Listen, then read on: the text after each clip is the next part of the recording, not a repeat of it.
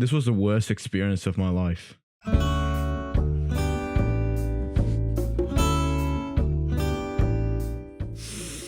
Hey, now that I can speak clearly and don't look like a blowfish, let me tell you what happened. So yeah, I got my wisdom teeth removed. Now, whenever you think about wisdom teeth removal, it's usually laughing at YouTube videos about people saying silly stuff or doing goofy things. Or it's something you don't think about because you tell yourself, oh, I don't need to take them out until my late teens. I used to think that way. Until that day arrived and I actually had to get them removed. Now, on the 8th of November, I decided to go to the dentist to do a normal checkup on my teeth and for them to clean out bits of plaque that built up in the past 6 months. This was supposed to be a normal dentist appointment until I was asked to do an x-ray to see how my wisdom teeth were doing. Maybe being one of those lucky people that actually don't have their wisdom teeth. Spoiler alert, I wasn't. Here's the x-ray. And one of them was actually growing near a nerve. Kinda not the news I wanted to hear. I was told by my dentist that it wasn't really necessary for me to get them removed, but it could lead to problems in the future. I just accepted the fact that it was best for me to get them removed now, because I thought it would be funny. I booked up an appointment with a specialist to talk about how much it's gonna cost and when I would get them removed. What's funny is that I was given two options, to either do it fully asleep and not remember anything, or be wide awake for the whole process. Now, most of you would choose to be fully asleep because the idea of 16 needles in your mouth is quite terrifying. Unfortunately, if I were to choose that option, I would have to sell feet pics so I can pay the fee. So I scheduled an appointment for the 6th of December, literally 3 days after my birthday, and had to do the whole process fully awake. I like how I celebrated my birthday and all that stuff, and then boom, 3 days later, wisdom teeth removal. The day of the surgery, I was, pretty nervous, but I kept on telling myself, imagine how funny you're gonna look. Now, what I wasn't expecting was how they were gonna put my mouth to sleep. I really thought they were gonna put like some type of rubbing anesthesia at the back of my gums just to, numb the pain for a bit while they were pinching my mouth and fully put my mouth to sleep. That's until the dentist looked me dead in my eyes with a giant needle in his hand, telling me that this part wasn't fun. Yeah, I don't think this part was gonna be fun at all. I got pinched 10 times, feeling that giant needle stabbing the interior of my mouth. 2 times on each wisdom tooth, and the last 2 were at the top of my mouth. And let me tell you, feeling a giant needle at the top of my mouth was absolutely horrible. But anyways, once my mouth was fully numb, it was time for the procedure. The dentist did ask me at one point if I wanted to listen to music while they stick 13,000 needles into my mouth. I of course said yes. And I'm not kidding when I tell you that the first song that came up on the Spotify playlist was Lemon Tree by Al Farben and Fool's Garden. And if you don't know what that song is, it's the I Wonder How, I Wonder Why song. Yeah, I don't think that was the most appropriate song for getting my teeth pulled out. But anyways, the procedure wasn't that bad. It was mainly uncomfortable hearing all the crunching and noises that was going on inside my mouth. Also remember, when my left wisdom tooth was near a nerve, apparently this side didn't go fully numb. So I felt some pain when they were pulling it out. And what didn't help is that one took the most time to get pulled out. But anyways, if you're wondering what they were doing in my mouth, here's a video.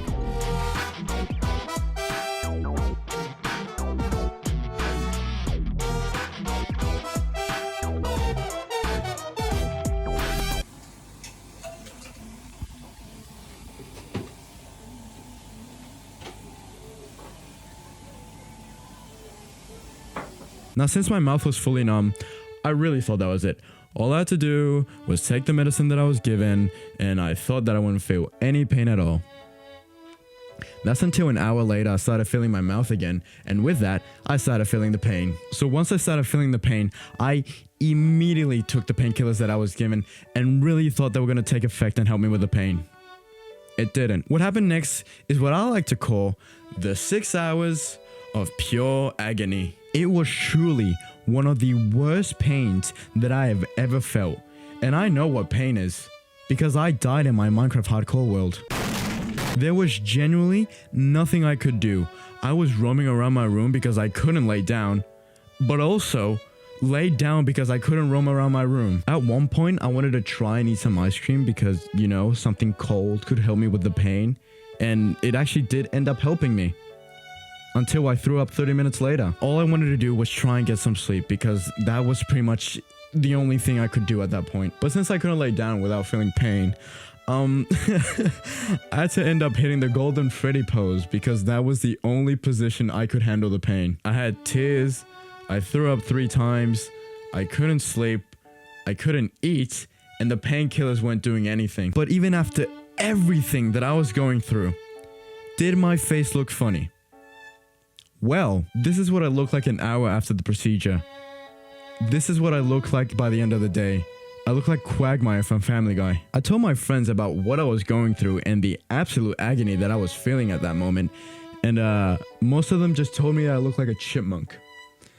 My sister, you know, the person I grew up with and would sacrifice my life for, she sent me this.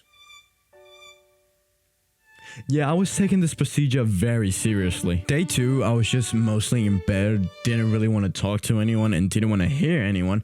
I was just mostly comparing myself to a variety of characters with big puffy cheeks. What sucked is that it's currently Australian summer, so that means I'm sweating for the entire day while I'm in pain and can't do anything about it. But anyways, my face got so swollen at one point that it looked like I was doing the Chubby Bunny challenge, but just couldn't say Chubby Bunny. Good thing is that the painkillers were actually working that day, so it wasn't as bad as it was the previous day.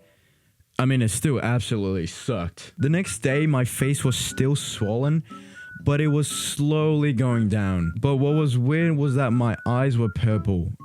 I don't know if that's a good sign or not. These days, I was just laying in bed while doom scrolling through TikTok because that was pretty much the only thing I could do. I did try and eat some cake that day because I was so desperate to eat something. Safe to say, it wasn't my brightest idea because I could barely open my mouth, and every time I took a bite, it just felt like I was gonna spit it out at any moment. Most of the day was just spent on my desk editing, which is honestly something normal because I have no social life whatsoever. These days, I just wanted to spend time in my room because firstly, it was hot. Secondly, I couldn't eat.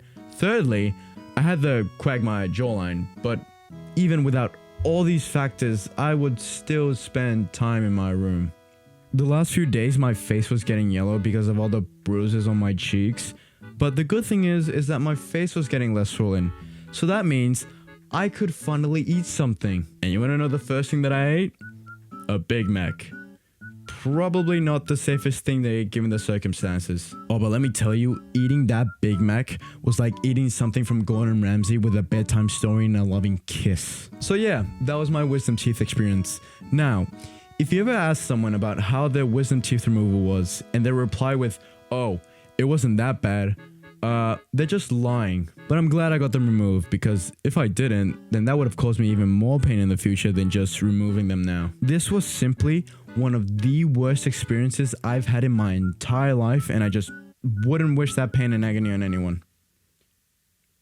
Maybe my 2020 self. And that's pretty much it. I am working on a new video that'll come out at the start of next year. So yeah, hope you have a Merry Christmas and a great New Year's.